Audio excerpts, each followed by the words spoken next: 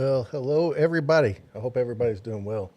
I'm doing some quick running around and getting things done last minute. It's just been one of those days.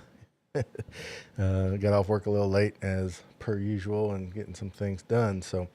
Guys, thanks for hopping in here. If you've never been here before, this is a live recording of the Christmas Clatter podcast.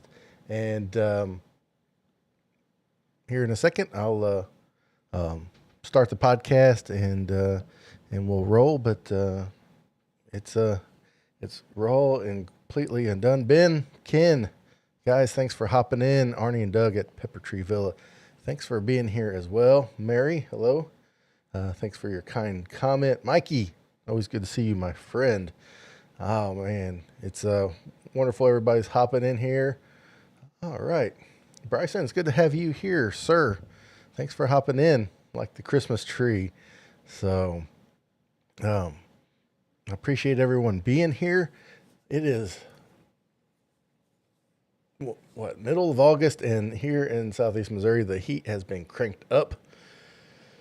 I mean, it's been cranked up. But I know our friend Jerry D down in Texas and other places, the heat is even more so. And then California has had the hurricane / tropical storm, the earthquake. Maui's had the fire, unfortunately. So hopefully everybody out there is doing well and staying safe. Dwayne, thanks for hopping in. It's good to have you here as well. But hopefully we'll get a little Christmas in, get everybody's spirits up a little bit here, a little bit different episodes. I usually don't do a lot of Q&A episodes, but decided to do one this time around. Holly, thanks for hopping in here as well, my lovely wife. So let me get a drink. I'll be quiet for a second, and then we'll just start the recording of the podcast, because here's what happened. I'll just yak about everything I want to yak about and then talk about it again. You guys don't want to hear that, so give me a second here and we'll get started with the recording.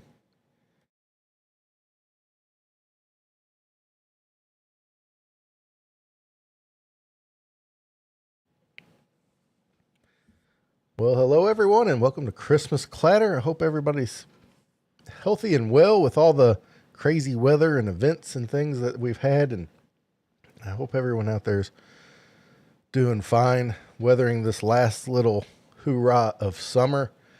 It can get out of here as quick as it wants to, and that's a fact. So we're still in our every other week part of Christmas Clatter.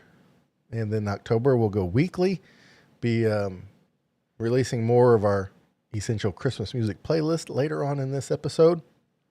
And I've had a lot of good comments about that as well, which has been a lot of fun.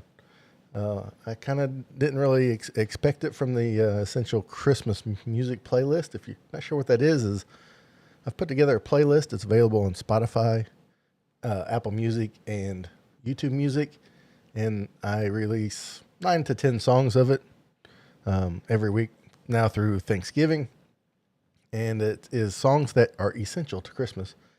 And so it got updated last night, so if you're following it, you get a head start on what the songs are. But Mary wrote me a nice note, or made a comment on YouTube saying, thanks so much for the essential Christmas playlist. My work has an August challenge to do 2 5Ks in a month, and I put the playlist on shuffle, and it got me through. I needed it just when I needed the exact push. Kelly Clarkson, Darling Love, Dolly Parton, Wham, and Leonora Lewis kicked in. I can't wait to see the rest of the songs on the playlist. Foof, 2 5Ks in a month. That is quite the challenge. Be quite the challenge for me. But yeah, this playlist is meant to listen to on shuffle, because one thing I didn't think about is, certain songs will have 2 artists that represent that song, and they'll be back to back if you listen to it straight through. And so it's definitely one that's good for shuffle play, but I really appreciate that, Mary. And then I also had a comment from the Christmas guy 365, Craig. He says, Todd, this playlist is going to be a godsend and maybe the best ever. It's like, no pressure. No pressure. Hopefully it takes, but I don't know if it'll be the best playlist ever as well. But that was I got some other notes on the playlist as well. Some people looking for the Christmas aficionado who just popped in here is looking for I want a Wookiee for Christmas with his own comb. I think it was the name from the Star Wars special.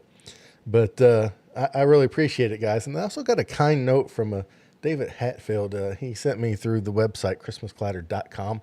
He also left a review on Apple Podcasts. And I used to, when I first started the podcast, be like, rate, review, listen, all that kind of stuff. And I got away from it and just let it be what it is. But David was kind enough to leave a review there and then send me a direct message. And thanks so much, David, for that. And he said in his message to me, he said, thanks for all you do. I just got into Christmas podcast. I heard you as a guest on a couple of shows, so I figured I'd give yours a try. I'm a regular listener now, and your essential Christmas playlist is on my Apple library. Thank you so much for putting in the work.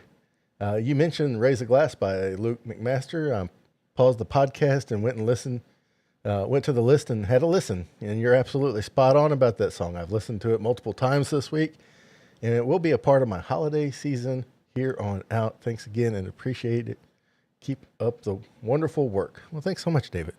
Yeah, it's a great song. And I was kind of hesitant because it's not a, super well-known song, super popular song, but I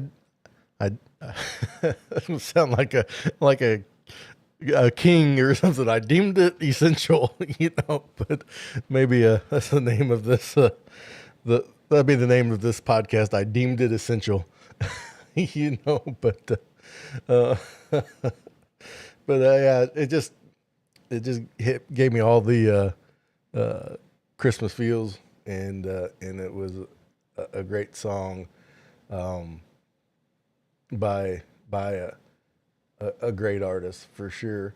But I really, really appreciate you guys taking the time to reach out and say hello and leave your thoughts. It really, really does mean a lot. And speaking of that, there's something I got to mention. And you guys know me. I'm not a very good salesman. I don't like to push stuff, things. I did the Christmas planner last year, and it was received very well. But there's something this year. We have a partnership, sponsorship with a company. It's an app, a website called Just the Recipe. You can find it at justtheRecipe.com or in your app stores. That's for iPhone or Android, even iPad OS.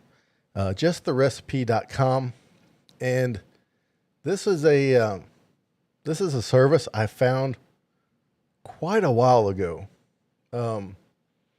There's a YouTube channel called Simpletivity, I believe is the name of it, and it's this guy named Scott that kind of rolls through all these programs that make life more efficient and more streamlined, from like emails and programs or planners, calendars, goes into like Trello and Motion and all that stuff. And he was doing like a website things, and Just the Recipe popped up on there.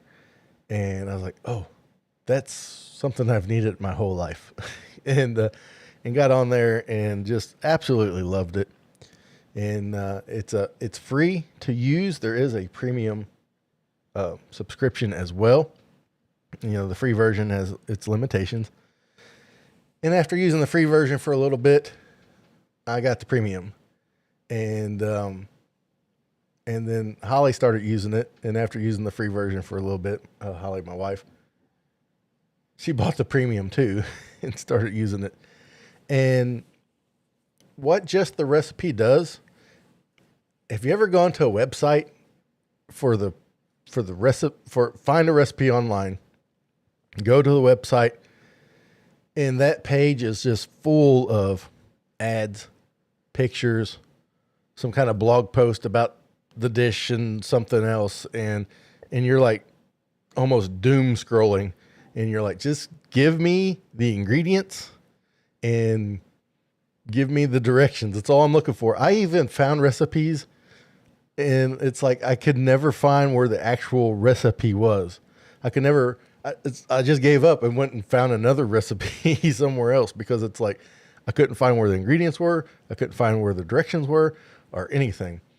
Well, what just the recipe does is when you find a recipe like that and it's got all the mess on there, you copy the URL, you copy that website, and then you go to Just Recipe and you paste that URL in, and then all the mess and all the clutter goes away. It's like magic. It gives you the list of ingredients with the quantities, and it gives you the directions. And it's glorious. and the free version is wonderful. It does have its limitations. There is a premium service that I recommend everybody get. Try the free one, but I recommend the premium, because with the premium, there's not a limit to how many recipes you can have. And you can divide the recipes up into sections. Like if you have one just for like, you can put your cookies in one and put your, marinades in another. So, it's just so you can keep it organized. With the premium, you can change the quantities. Like if they need to add butter, which they generally do, you can do that. You can even, if you add something new to it, you can put that in the recipe or change the directions, all kinds of things. It even does conversions now from, metric and imperial, cups to milliliters, whatever. It can do that through the premium service, and it's wonderful. And the other cool thing about it is it's easy to share a recipe. How many times you're like, I got to get that recipe, and the other person's like, yeah, I'll give it to you, but then they got to go hunt it down, and they never do. Then you never get it. Then you forget about it. Well, with just a recipe, you're like, I need that recipe. And if both of you have it, well, even if just one of you have it, you can take it, and it's really better if both of you have it. You can just grab your phone or your tablet and just share it one to another on there. And that's really wonderful. And the cool thing is if you have it, then it's on all your devices. So if you're like at the doctor's office and you're thumbing your phone and you find a recipe and you save it on there, if you get home and grab your tablet or your laptop, it's going to be there too, once you log in. And so, it's really, really worth it. Ken asks, how much is premium? I'm glad you asked. Last time I looked for a full year of premium, just the recipe, I think the price has gone up. Holly, I think the price has gone up on it. Let me type it in my Googles real quick so I don't lead anybody wrong here. It's still not much.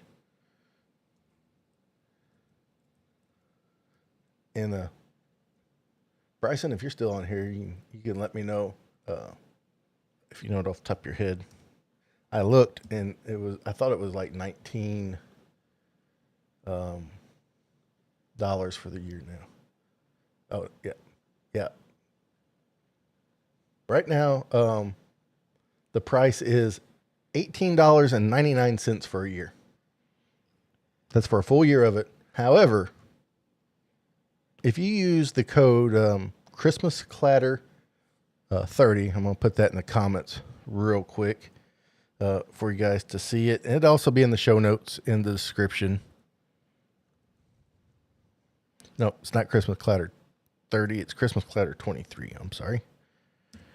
If you use the code Christmas Clatter 23, then you'll get 30% off a year premium subscription.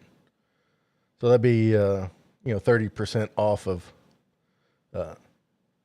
$19, which would be, let me grab my calculator here because I'm not going to do that off the top of my head, which would make it $13.30. So somewhere right in there. So below $14 for the year. And it will be so wonderful come this holiday season to be able to have your recipes in one spot that you can find. And I don't have the video. I'm going to be making a full video on just the recipe. It's not going to be an episode. It'll be just a regular YouTube video.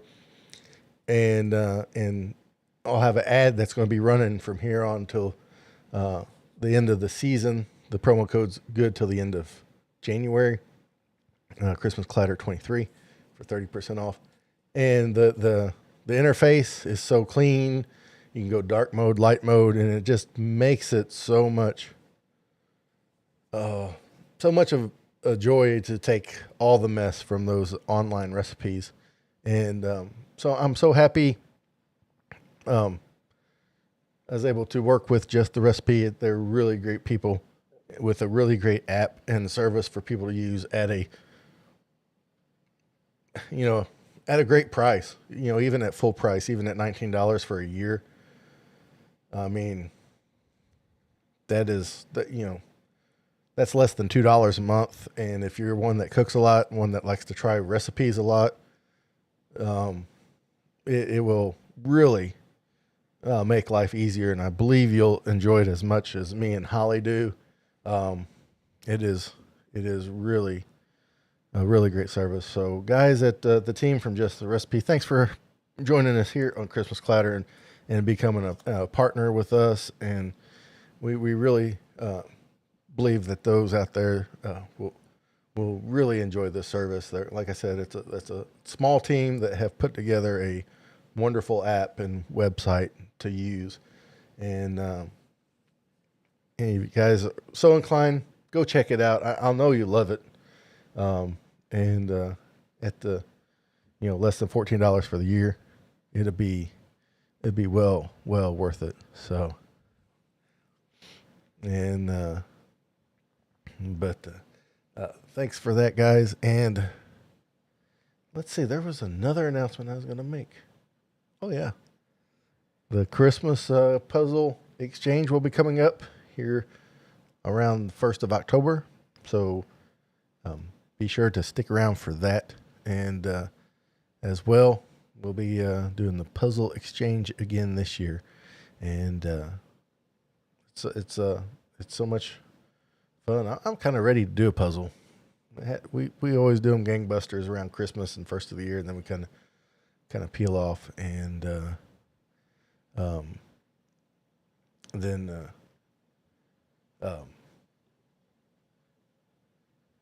summer comes along, a little bit busier, a little bit more outside. But anyway, so guys, let's get into some Christmas questions. I put the flags out there for people to ask questions, and so let's ask a few questions and see if we can get some answers. I kind of wish I could have just got these questions blindly. I think that would have been a lot of fun, but oh well, that's fine. Our first question is from Jessica Martinez. What's your all-time favorite holiday memory that still warms your heart? Oh man, that is a good question. I when I first started Christmas Clatter, it was podcast only. I used to do a Christmas memory thing. I called it like Christmas Remembered. Or I had a name for it, where I gave told a story about a Christmas past I had, and people really liked it. Though the only problem is I only had so many Christmas memories that I could actually remember that were, worth telling. But through that process of telling those stories, I came to the realization. I told a story about how my dad's mom, my grandma, dressed up as Santa Claus and came to our house on Christmas Eve and surprised me and my sister and stuff. And when like putting that story together and asking my mom and dad about it and pinpointing, exactly when it was, because I couldn't remember, I remember being little. It ended up being 1980 is when that happened. I was 3 years old. And so it's like, I realized it dawned on me, that was my very first memory of Christmas, was my grandmother dressing up as Santa Claus and coming to the house on Christmas Eve, to have a little special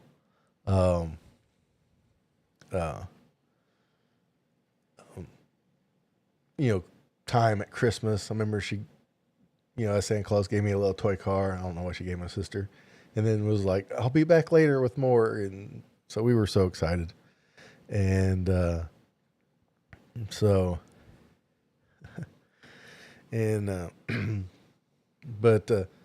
yeah, that's probably my favorite holiday memory, just because it's my first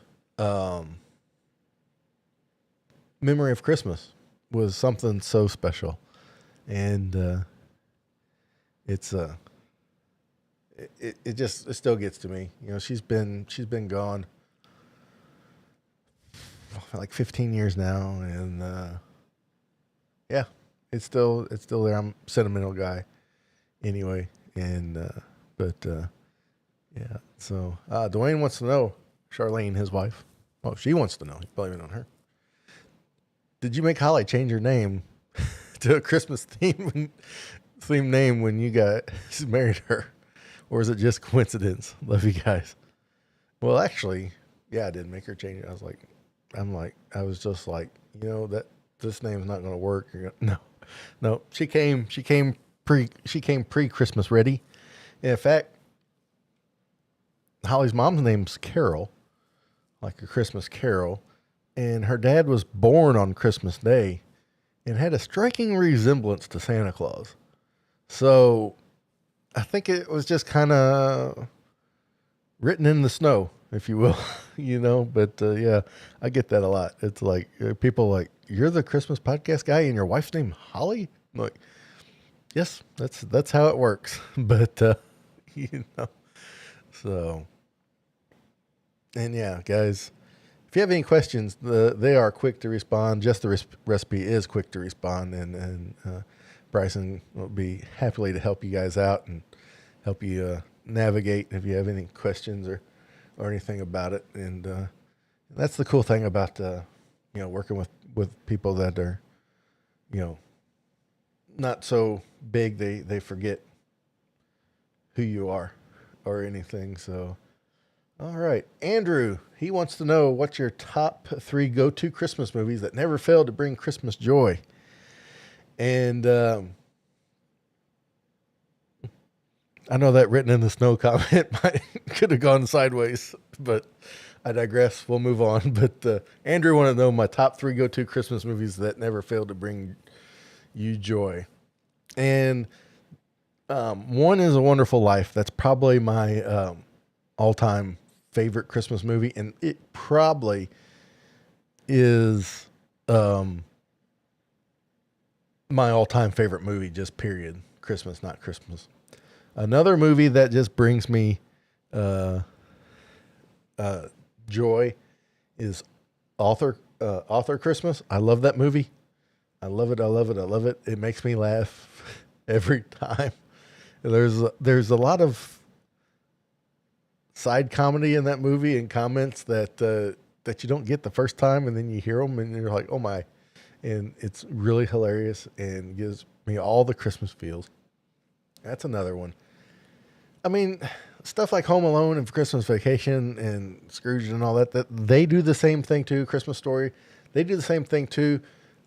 But I kind of wanted to give an answer that is maybe one that's a little off the beaten path. And that is the 12 Dates of Christmas. It was an ABC family movie. You can find it streaming in several places. It has Zach from Saved by the Bell. I can't think of his name now for nothing. And Amy Smart in it. And it's basically like a Groundhog Day 51st Dates kind of movie. And it's really, really funny and really fun. And the last like 15 minutes is knock your socks off Christmas and heartwarming and just love it. Love it, love it, love it. You know, it's one that we watched the first time several years ago, and you ever sit down and it's like everything's just right, and you watch just the right movie at just the right time with just the right like attitude and mindset, and that's what happened with 12 Dates of Christmas, and it's been one of our favorites from for a while. So Arnie and Doug want to know how many Christmas trees are we doing this year. So we're gonna have 1, 2, 3, 4, 5, 6, 7, 8, 9, 10, at least 10. But I'm thinking we should go even dozen. That's what I'm thinking. So at least 10. Hopefully we can get 12 in there. That would be a wonderful, wonderful thing. And I can hear Holly like screaming upstairs since I said that. No, yeah, and so, oh yeah, but Emily wants to know if this goes in with the just the recipe. Emily wants to know if I have a special holiday dish and what's my signature recipe. Well, I don't do a lot of that cooking. But I'm not much of a cook. However, I have found out over the years that I have a special talent for making baked beans. It's like one of the only baked beans, chili, and meatloaf are like the three things I can cook well and people enjoy. And that's about it. So I'll say my signature recipe. It's not really a Christmas recipe. I don't have a special holiday dish. My mom and Holly make all kinds of special holiday dishes, and I love them all. But my signature recipe is actually, I think it might be my own invention from this past summer, and it's called cherry pie baked beans. Earlier this spring, Ken Smith sent me a YouTube short video of this guy doing barbecue, and he made apple pie baked beans. And it was just like, you throw this in and you throw this in. There was like no recipe measurements for it. And so I was like, oh, I'll try that. So I made the apple pie baked beans, I think for Mother's Day. And it was like a big hit. And then I got to thinking, well, what about cherry pie? So I made them, and they were really good, but then I had to perfect the recipe. So it's not in the show notes now. If you're on YouTube, I'll put the apple pie recipe in there, because the cherry pie recipe follows the apple pie recipe for the most part. And the only changes is, I do a pound of bacon and a pound of breakfast sausage in mine. And then I add, cinnamon, red pepper flakes, and chili powder to taste. But then everything, and of course you substitute the can of apple pie filling with cherry pie filling, but the rest is all the same. And so, yeah, the cherry pie baked beans are probably my signature dish, because I don't know if I invented it. Somebody else might out there have done it before. As far as I know, I'm taking credit because I don't know anybody else at this time that has.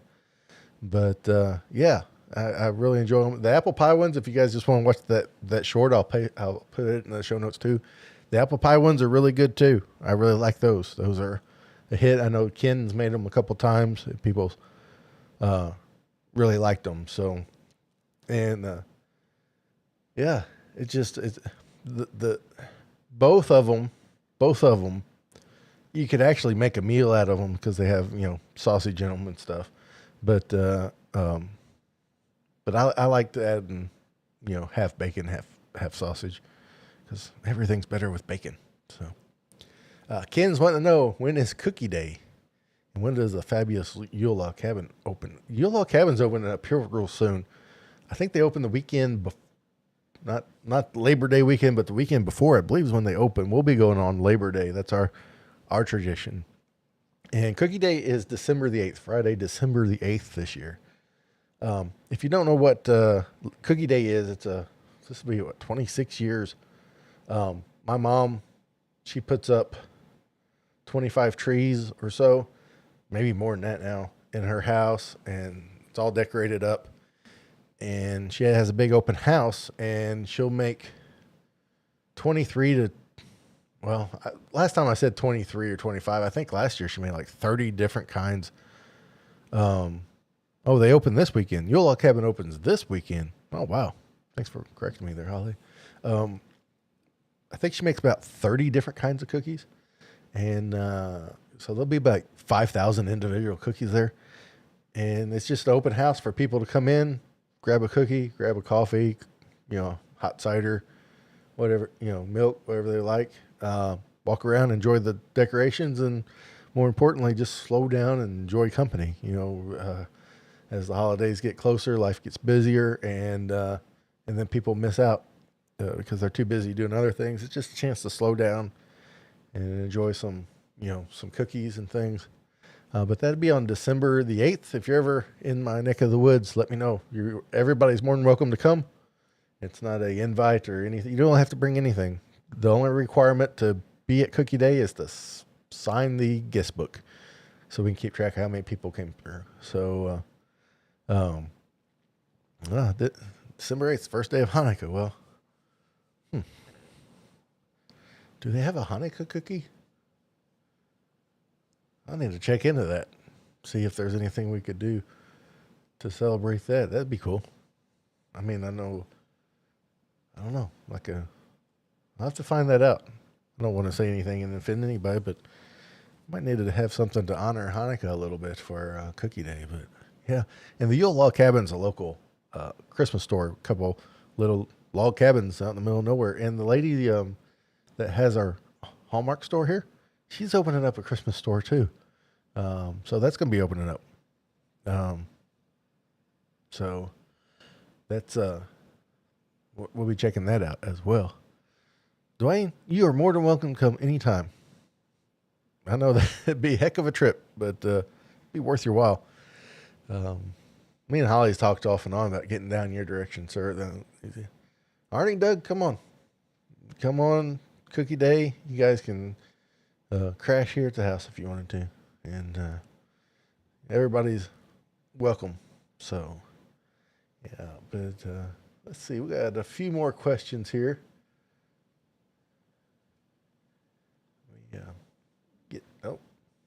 Got to refresh the page here. Morgan O'Brien, he wants to know, what is your newest family tradition and what is your oldest family tradition? Our newest one started a few years ago, thanks to, mention him again, Ken Smith in the chat. At midnight, when Christmas Eve turns into Christmas, we go outside and look up at the stars, even if it's cloudy. And actually, we'll go out a few minutes before, midnight, and we'll go outside and look up at the stars, and then just wait and watch Christmas Eve fade into Christmas there at night. And something about that night sky is just extra peaceful and extra calming. And we were out there too, freezing, but just had to be out there and take a big deep breath and just kind of, soak it in. So I think that's our newest tradition. And give me 1 second here.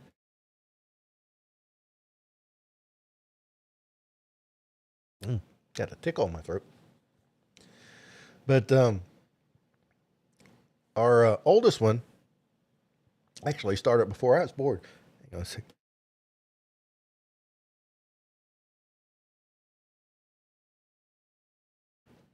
Sorry about that. Got some allergies or something.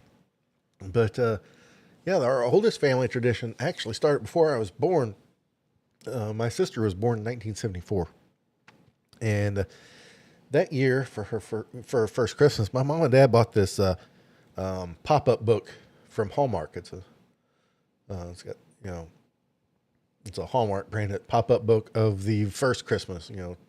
It's a story of the Nativity, and they read it before they did any kind of gifting, for Christmas, and it's been read every year, before we do any kind of gift exchange or anything at my mom and dad's. The first thing we do is things been held together by tape and stuff. It's sold, but first thing we do before we do any kind of gift exchange or anything like that is we sit down and someone in the family and some of the my mom and dad's grandkids are old enough, and we'll read the very first telling of the very first Christmas. So it's really really nice, and it's something that we've been doing. Well, it happened every Christmas I've been alive, so that's really good. So that's for sure. So I have a few more questions here. If you guys have any more, drop them in the comments. C-Man Gamer 22. Do I like Christmas? Yes, sir. Yes, I do.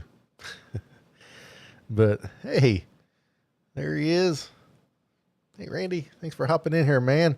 You guys might know this guy a little bit better as the Santa Dad. He does Georgia Bulldogs as coverage as well. So you guys, if you're interested in college football, SEC, especially Georgia Bulldogs, check him out. So yeah, it's thanks for hopping here, Bearded Beanie. I appreciate it. I'm glad you are here live. It's always good to have you as well. Michael, he wants to know, among all the festive tunes out there, which Christmas song holds a special place in your heart and why? Well, there's a few. I think the most special Christmas song to me is probably "Have Yourself a Merry Little Christmas." That one just kind of gets to me, in a, just kind of in a special way. It's like,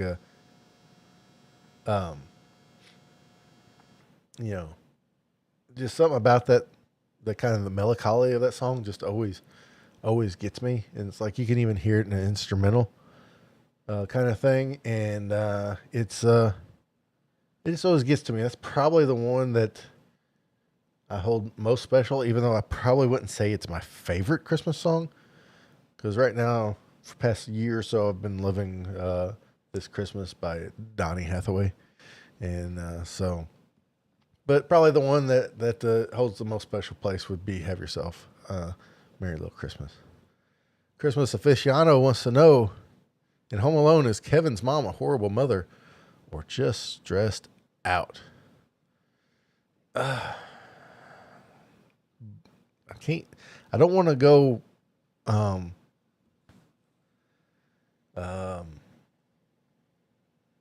don't want to be like, oh, both, and, because that kind of be of a cop out. I would say stressed out more than a bad mom. And it's kind of one of those things that the reason Kevin was left is because was it the oldest girl miscounted? She counted the the neighbor kid. So if the oldest girl would have paid attention to everybody who she was counting, then Kevin wouldn't have been left behind. But she delegated that responsibility to her and trusted that she took care of business. So I would say stressed out more than bad mom. That would be um, my um, my stance on it. I don't think she was a bad mom. I just think stressed out. That house was that movie. That first scene where everybody's in the house. That part just stresses me out. Just thinking about it. So I could see where, um, you know, I could see where that could play a big part. So, yeah. Do you believe in Santa Claus? Well, yeah. I mean, it's like asking somebody if they believe in George Washington. So, but, alrighty. And then Samantha wants to know, as host of Christmas Clatter, you've covered a lot, but is there a topic you're really looking forward to exploring in the future? And yeah, there is one. And I've been thinking about this, and I'm trying to figure out the best way to do it because the subject isn't really overly Christmassy, is the thing. So yeah, and but um, like Brenda Lee, she is known for rocking around the Christmas tree. Does anybody? Well, there might be a few people in there, and stuff. But um, but does anybody know any other songs she did? She had a musical career, and it's like, what are her other songs? Why was she, you know, what made her so famous? I mean, she might have did the Christmas song early in her career, but what was her other musical legacy? Um, Andy Williams, he had Moon River. I couldn't tell you another Andy Williams song, and he had a TV show before he released his Christmas album. That's how popular he was. In fact, when Barry Manilow was making like his second or third Christmas album, he told Clive Davis, he's like, "You're going to turn me into the next Andy Williams." So it's like, exploring artists that we just know as Christmas artists because their other music has kind of faded away. That's something I've been kind of wanting to tackle. What was some of their, uh, Christmas, kind of things, or not Christmas kind of things that stood out that made them, who they were, and that you know what I mean, and so that's something I've been wanting to tackle. Like I said, I'm not quite sure how to get there because it's not uh, overly Christmas. Yeah, well, yeah, Dwayne. She did sing Jingle Bell Rock too, but I'm thinking of like other songs she's done, like I'm Sorry, and there's a few others. And the only reason I knew that is, full disclosure, I've been kind of into listening to Patsy Cline radio on Pandora, and some Brenda Lee gets played on there that's not Christmas, and so that's the only reason. Uh, I knew that song, and she was great. Brenda Lee and Patsy Cline both were great, but there's so many other artists out there, like Johnny Mathis. It's like I know his Christmas songs, but what else did he sing? I mean, we know Elvis for Christmas. We know all the other Elvis songs, and I'm gonna put this out there. Someone else that's on their way for only being known for Christmas music and not anything else that they done, and that's Mariah Carey. you know, I was in high school when Mariah Carey was, making it big and selling all the records and all that stuff. And the only other song of hers I could think of now is was it the Jackson 5 cover of, what is it? Are You Gonna Be My Baby? I can't think of, I think she had a song named Hero, maybe. I don't know for sure. But yeah, she's another one that's just gonna kind of fade into that only known for Christmas songs kind of thing, and stuff. So so that's something I've been kind of wanting to cover, and like I said, I don't really know how to tackle it because it's not overtly Christmas. That would be something like I guess a music podcast would do. But that's been something I've been kicking around. Yeah. Yeah, Burl Lives was another one. It's like, I don't know any other Burl Lives songs besides, Holly Jolly Christmas and what the other Christmas songs he'd done. So, but speaking of Christmas songs, let's get into the playlist. So, so, but I'm not going to run through the playlist from the beginning, the first 2 weeks, because if I start that, then I'll feel like I have to do that every week, and then it'll get way longer than it needs to be. And but let's see what songs made it to the essential Christmas music. I need to say it the right way. I say it different every time. What songs made it to the essential Christmas playlist here in week 3? And again, this is just a list. It's not in order. It's completely random. I mean, I picked the list, but it's put up here completely in random. And so here we are. You're a mean one, Mr. Grinch. Thurl Ravenscroft. Got to have that on there. Feliz Navidad. Jose Feliciano. It's Christmas all over again. Tom Petty and the Heartbreakers. What Child Is This? Josh Groban. Also Bing Crosby, who was the song that he also was in Holly and the Ivy, which is a melody with What Child Is This? That song's not on there twice, but it kind of both counts, both directions. I and We Wish You a Merry Christmas. Bing Crosby and John Denver in the Muppets. It's beginning to look a lot like Christmas. Johnny Mathis, Michael Bublé, Pretty Paper, Willie Nelson. It's the Most Wonderful Time of the Year. Andy Williams. I Wish It Could Be Christmas Every Day. Wizard and Away in the Manger, Nat King Cole and Lauren Daigle. So that is the list. Essential additions here. They're already on the playlists on Apple, Spotify, and YouTube Music. Links are below. Mikey's saying Michael Bublé's going that way as well. I would probably agree with you. I kind of skewed on that because I listened to a lot of not Christmas Michael Bublé. So, his songs are more familiar to me than others.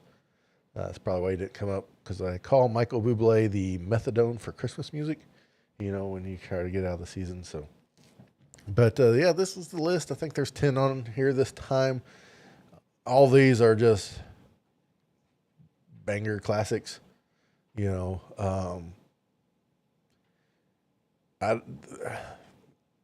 are just absolute staples. If anybody wants to fight about any of these songs, go ahead. But, it'd be ridiculous too. These are all definitely essential, all definitely, songs that need to be up there. There might be an artist or two you might want to, exchange out or put in or add on. But the songs themselves are the ones on there. Yeah, there's no Wookiee yet, but there's still time. We're going all the way to the Wednesday before Thanksgiving, so you just never know. You just never know what's gonna happen. But someone commented on this. Might have been Mary. I replied to. I can't remember now. but I was like, it's just so hard for me not to release all the songs at once because I'm so excited about them. And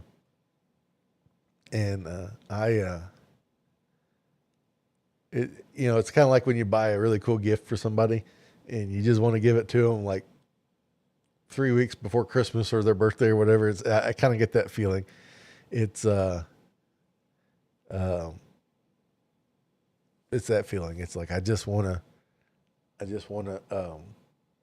release them all out there, but I want to be patient and do it like I planned on and stuff. So that way I can run through these. But yeah, this week is stout.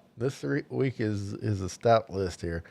I don't think there's any real surprises on here at all, unless Pretty Paper might be the most surprising one. I wish It Could Be Christmas Every Day is a classic, probably more so overseas than here, but still, it's a lot of fun. And Santa Dad's asking, what is Cookie Day this year? It's December the 8th. Yeah. And his daughters enjoy the Sia Christmas album. Just wait. She may be on there. But yeah, it's been a lot of fun, guys.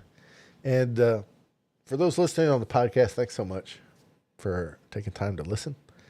And thanks so much for sending your questions and your views and your comments. I greatly appreciate it. It's always wonderful hearing from people. And through the week, it brightens my day because I'm not as active on the social medias as much as I just kind of post up, before a couple of days before we have an episode to let everybody know. And I really appreciate it. And if you guys could, are interested, head over to justtherecipe.com or download the app on your phone or tablet. And if you feel like grabbing that premium subscription for a year, put in the code Christmas Clatter 23. You'll get 30% off. So happy to have those guys along. Full disclosure on that. I reached out to them to see if they want to be a part of Christmas Clatter, and they were happy to come aboard. And I'm just saying that because that's how much I like it, and I don't ever want to use this platform to offer something that I don't believe in myself. It's a great value, and for the money. And I think as we enter the holiday season, we begin to cook. You guys will enjoy it, but there'll be plenty on them later. Just the recipe.com or the apps, Christmas Clatter 23. And guys, we'll be back in a couple weeks. I'll have a guest on next week. I'm not going to tell you who it is. I'll tell you eventually, but not right now. I'm just going to tease it out there. And I've got some great episodes coming up. I got Scott Newman's coming on. We're going to rekindle an old idea I had a year or so ago. And we're going to list bands or musical artists. This is coming up October. Bands or musical artists that haven't made any Christmas music that should. Got that coming up. Ken Smith's coming up sometime. And we decided to pull out a Christmas album that maybe most people don't know about or / remember / have no idea. And we're going to review it. And our thoughts on that.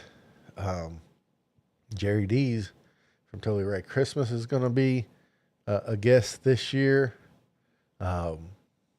I have Charles Agu from Agu Designs. He's going to come on and be a guest and do a live drawing. His art is really amazing. He's going to be lined up. And I have other people I have emailed and to get set up as guests. So here we are rolling. Let's roll through the heat.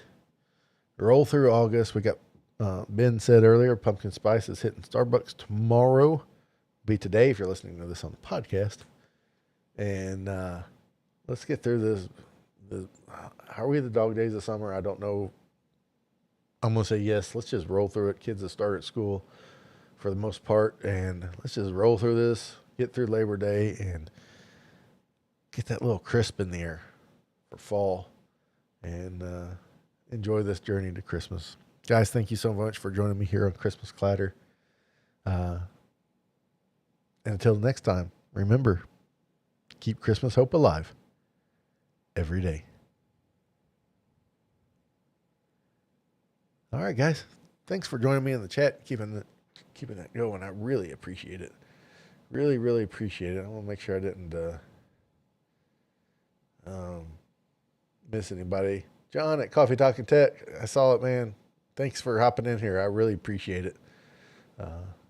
If you guys don't know, John is great about putting up videos and live streams on gear needed to run YouTube, and has been more than helpful for me. He's become a good friend over the past year or so, and message him, once a month, or at times a little bit more, a little bit less, but always enjoy his stuff there. John, thanks for hopping in here.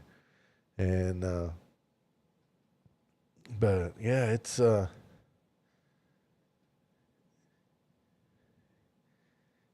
Burr months. I cannot wait.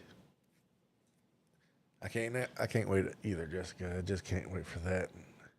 Yeah, Merry Christmas, CA, for sure. But it's coming up, and I'm ready. I'm so ready. I think I'm gonna. I always try to hold off listening to like all the traditional Christmas music too closer to Christmas, because I don't want to get tired of it. But I think I'm about ready to drop it now. I'm ready for a little Bing Crosby, White Christmas, and Andy Williams, It's the Most Wonderful Time of the Year, and that stuff. I think I'm ready for it now.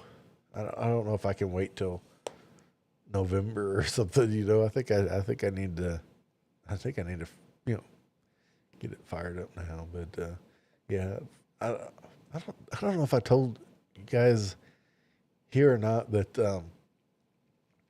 Holly and I went to an estate sale a couple months back, and they had this old stereo console from like the early 70s. They had a record player in it, an 8-track player, and an AM/FM stereo, old Zenith one. And they wanted like $400 for it. And I was like, that's way too much. Those are so cool.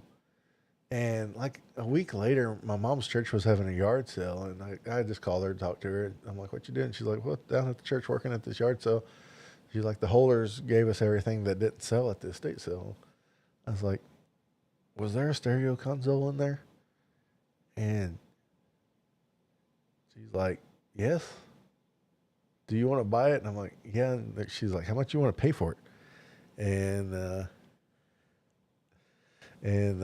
I was like, $50. And she's like, all right. And then I thought, oh, I got a drill press. I was getting ready. So I ended up just trading her this drill press, which they sold for more than $50. So that was a plus on them. And then got this old Zenith stereo console put in our dining room. And it's so cool to listen to records on it. Sounds so good. And I can't wait to fire that thing up again. And I actually hooked a Bluetooth receiver to it as well, so I can stream songs. But just something different about listening to the vinyl records. And so I'm thinking, so Jessica's saying that anything make you feel cooler, even watching Hallmark movies. Yes, Mikey. There's not enough on the porch. We will have a new episode soon, and that's mainly my fault. I have slipped on the editing, and I need to get to it. I had a day or so to do some the other day, but man, I just felt horrible. And but we'll get something out. I'll have something out this week for sure, if not a couple things out. We do have several recorded, but we'll get back to it. And if you don't know what On the Porch is, it's Ken Smith. It's Ken Smith here. It's him and me.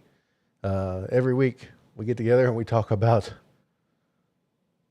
whatever comes to mind. Ends up usually being about food and music and collecting stuff. But yeah, there's no agenda. There's no planning. We just get together and talk.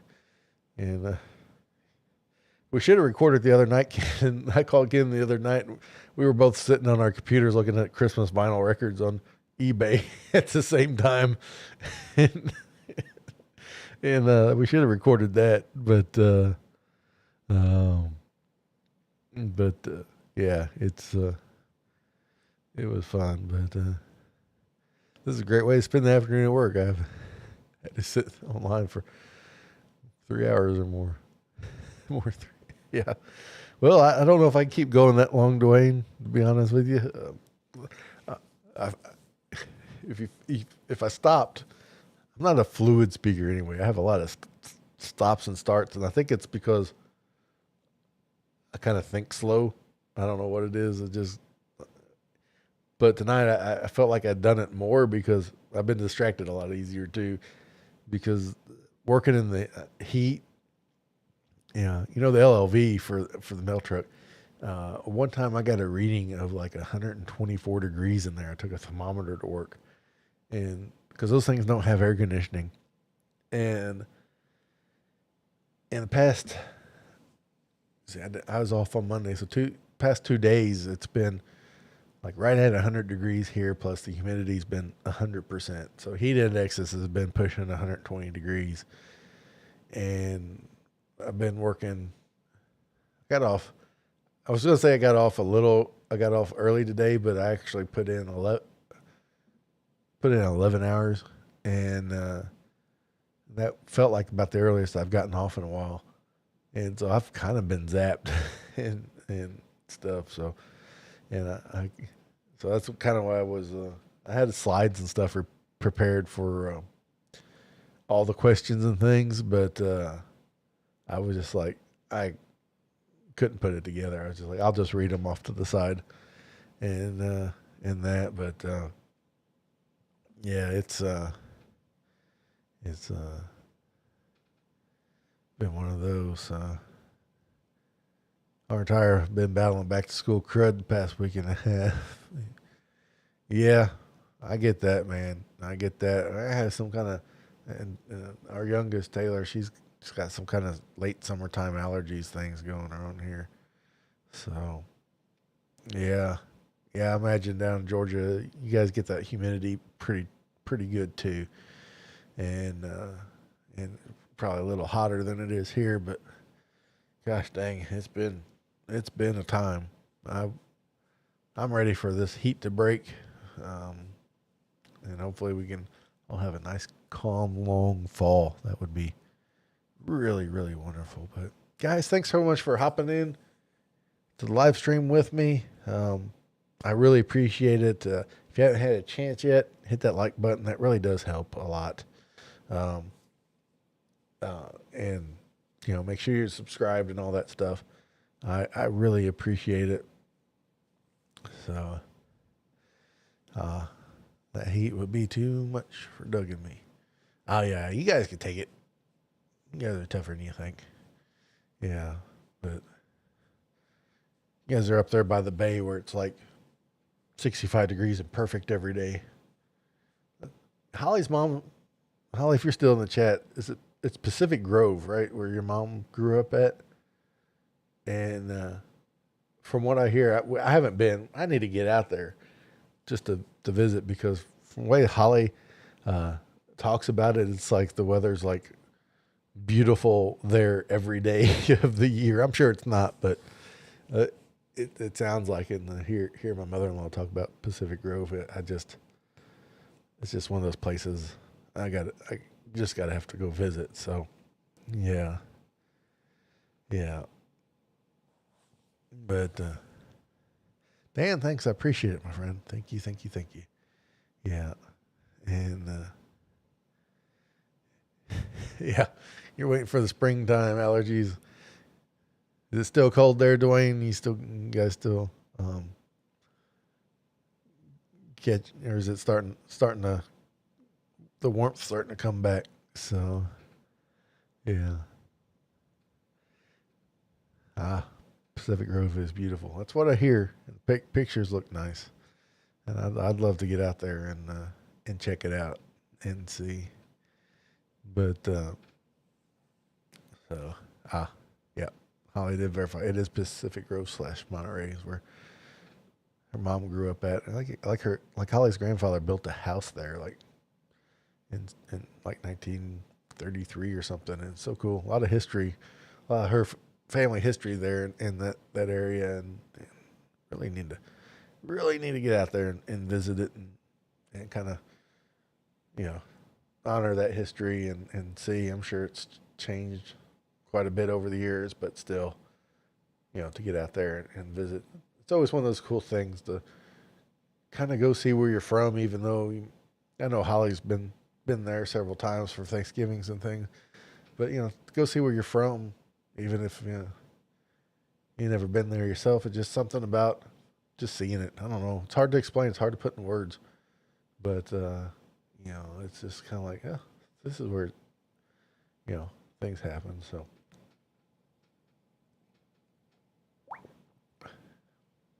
that Santa Cup's got the same problem the Snoopy Cup does. It splashes in the feet, but yeah, late winter, fine days, cold nights. I'll take that. I'll take fine days, cold nights. Yeah, rode bikes all over and went to the beach. Yeah. Yeah, she tells stories of them packing in like the station wagon, vacation style, and you were riding in the back and driving up there. So, yeah, hoping to crank up some Santa Dad live streams as we head into fall. Watch the space for details. Yeah, definitely. We'll check it out. I do catch your Georgia football stuff, even though I'm not a monster Georgia Bulldogs fan. But I do catch it. Might be, how it is. Listen to it, kind of start favoring them a little bit. And then I delivered a magazine today where Thomas Rhett's sitting there with a Georgia Bulldogs hat on and stuff. And I'm like, ooh, Thomas Rhett likes Georgia Bulldogs. I might need to like the Georgia Bulldogs too because Thomas Rhett does. And so I had that going through my head today. So, but yeah, a lot of. We don't talk about college football here in Missouri very much for obvious reasons, but yeah, got the lights up outside and doing weather testing. Oh yeah, gotta get that done. I have some people, Dwayne, that do the lights on their house too on my mail route, and they're kind of doing the same thing. We went through a season there where we were getting like a thunderstorm every day. And but past week or two, it's been pretty dry. But they were doing the same thing in their backyard, and just letting the lights get just poured on as the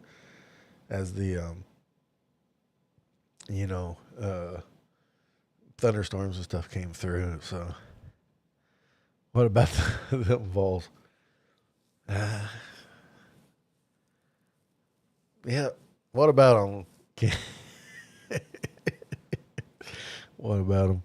So, I never was a big Tennessee fan.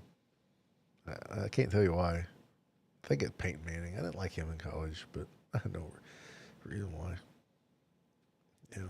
I used to watch. That's way off Christmas subject, but I used to watch college football all the time. Missouri's football team was never very good, and so I mean they had some okay seasons, but I just never really gravitated to a college team. I did take a liking to Notre Dame for a short time, but I think that was only because they were on NBC every week, and you kind of get to know the players. But I definitely learned I didn't like Ohio State at all. It's like I learned on the teams I didn't like, I got to where I didn't like Florida State very much. But I never had a favorite college football team. And as far as basketball, which was always my favorite, I really, for a long time there, loved of course, I always loved the Mike Krzyzewski Duke Blue Devils and the Rick Pitino Kentucky Wildcats. But, that's really off subject there, people. So, go blue, Michigan. Yeah, I'd take the Wolverines over Ohio State any day of the week. Last Christmas was unusually wet for us, so preparing. Yeah, definitely. I guess you always get out there with the water hose, try them out. Just hope they don't have like exposed wires when you spray them. So, now we're getting, yeah, boo Ohio State. So, Gigs and Aggies. Did the Aggies jump to the SEC? Is that right? All them Texas teams bolt out of the big not so eight and all that junk. I can't keep track of it. It's like, yeah, it's like trying to keep up with members of a BTS or whatever. There's too many of them moving around. So that's one thing I never realized. I never thought Missouri should ever join the SEC. I know why they did it, because of money, because that's why they do anything. But they should have joined the Big Ten. They had so many natural rivalries there. They could, they had a good rivalry there for a long time with Nebraska. They could fired that back up. We had Ohio and Illinois and all that. It would just made more sense, especially geographically. That part, most of Missouri is that Midwest Ohio Valley kind of feel. My little corner is more Southern SEC feeling, but it just would have made more sense for the University of Missouri to join the Big Ten instead of jumping the SEC. But yeah, so, but yeah. Yeah, that's all right, man. This part of the live stream is just for whatever. So looking forward to seeing how the things work out at College Station this year. Yeah, yeah, it has to be better than last year. And so let's finish my live stream tonight. Came straight here. Thanks again. No problem, man. So, but yeah, I used to really watch sports a lot.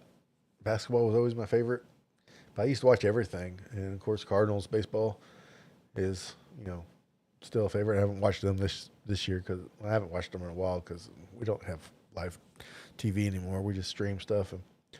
But I keep up with the Cardinals, and they've been pretty terrible this year. And but college basketball and the NBA, that's kind of my go-tos. Come orange leather season, we can talk about that stuff. So.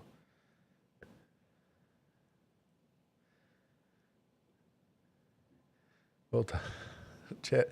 I have to go now. I forgot to watch out this month's episode. Tinseltoons coming out shortly. Oh, yeah. Congratulations. 5 years at Tinseltoons.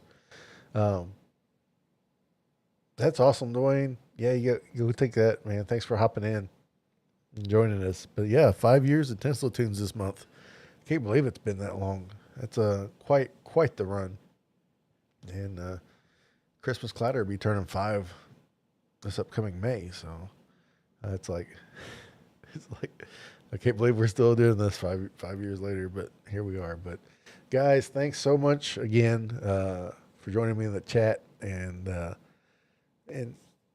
sticking around with me. I really appreciate it. I just love the Christmas community we're building here. I appreciate you all so much, and hopefully next time when we meet, it'll feel a little bit more like Christmas as far as weather-wise. It won't be cold, but cool. Cool would be nice. It'd be nice to be down here in a hoodie. Don't know if we'll make it for next episode, but I'll see you guys in 2 weeks. Thank you so much again, and until next time, keep Christmas hope alive every day.